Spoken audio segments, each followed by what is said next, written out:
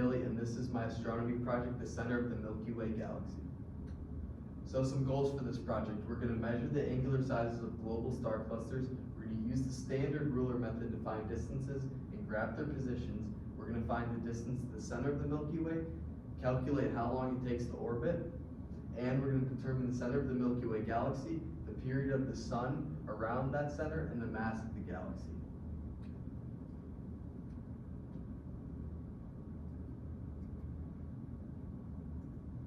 So an introduction about this project. The Center of the Milky Way Galaxy project will feature three main parts. Part 1, finding the center of the galaxy. Part 2, the period of the solar system around the galactic center. And Part 3, we're going to estimate the mass of the galaxy. So some formulas and equations for this project. Both Part 1, 2, and 3 gave equations and givens to help us with the project. So Part 1, the equation reads D equals 206 265x divided by theta. Theta is the angular size. And our given was each global star cluster is around 300 light years across. Part 2, the equation reads distance equals rate times time, and we'll use the information gathered from each star cluster in Part 2. Part 3, the equation reads 1 light year equals 6.3x 104 AU. And then the next question, M equals A3 P2 solar masses. Using those equations and the information from Part 1 and 2, as well as Kepler's third law, we will find the mass of the galaxy. So a little introduction. Part 1, finding the center of the galaxy. We're going to find the center of the galaxy. Global star clusters are in a galactic halo. By plotting the position of the three clusters, we'll find the center of the group, and then we can estimate the position of the galactic center. We will do this by using the standard ruler method, and the standard ruler method reads, comparing the observed angular size of an object to its unknown intrinsic size to calculate its distance.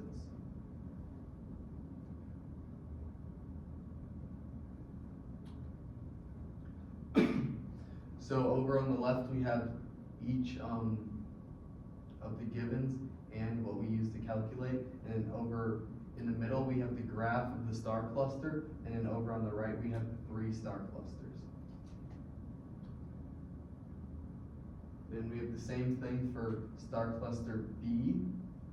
We have the graph on the right here, or the cluster on the right here, the graph in the middle, as well as the two tables on the left. And the same thing for C.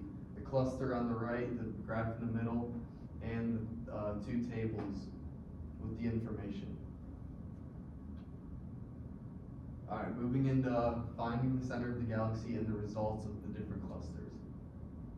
After analyzing each star cluster and using the graphs and the equations shown in the previous slides, our group was able to identify the galactic longitude of the center of the Milky Way, as well as the distance to the center of the Milky Way. The galactic longitude of the center of the Milky Way galaxy, the 3 degrees were A and C were both 345 degrees, and B was 0 to 1 degree. The distance to the center of the Milky Way reads A 15,000 years, B 25,000 years, and C 26,000 years. From the 3 star clusters, we were able to identify the longitude of the center of the Milky Way galaxy to be about 233.33 degrees, and the average distance to the center of the Milky Way using the 3 star clusters was 22,000 light years.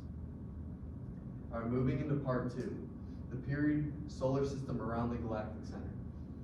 The goal of Part 2 involves Part 1, and in Part 1 the task was to estimate the time it takes the sun and planets to orbit around the galaxy. As mentioned before, using the speed of the solar system is 222 kilometers per second, and Part 2 will feature the equation distance equals rate x time, as mentioned before in the previous slide, and we are trying to figure out what we already know. Alright, so Part 2. Using the equation mentioned above, we can calculate the period in years. As you can see, we have all the different star clusters here. Star cluster A, star cluster B, and star cluster C. Part 3, estimating the mass of the galaxy. Part 3 will feature Newton's form of Kepler's third law, which can be used to identify the mass of our galaxy. Using the results from part 1 and 2, we will help estimate the mass in solar masses. Alright, estimating the mass of the galaxy.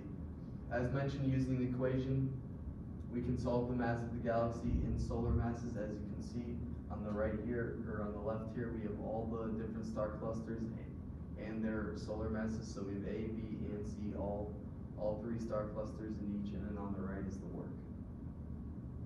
And here are my citations. Thank you.